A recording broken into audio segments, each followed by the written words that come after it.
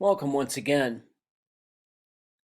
Today, my message about the history of the Mass deals with yet another of the early church fathers who lived during the second century and who, in his writings, described the way Eucharist was celebrated at that time and in that place. Today, I want to cite a quote from Justin the Martyr, who lived from the years 100 to 165.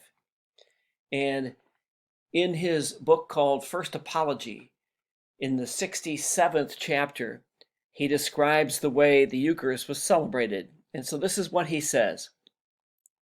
And on the day called Sunday, all who live in cities or in the country gather together to one place, and the memoirs of the apostles or the writings of the prophets are read, as long as time permits.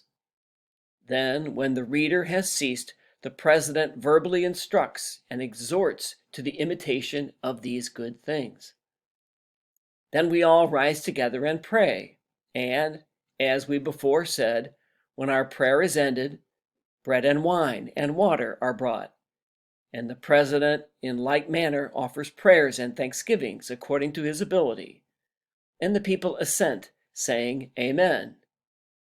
And there is a distribution to each, and a participation of that over which thanks have been given. And to those who are absent, a portion is sent by the deacons. And they who are well to do and willing give what each thinks fit.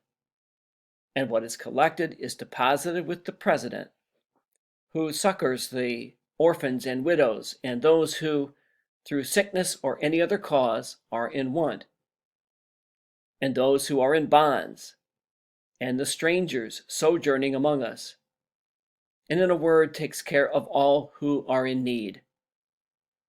But Sunday is the day on which we all hold our common assembly, because it is the first day on which God, having wrought a change in the darkness and matter, made the world.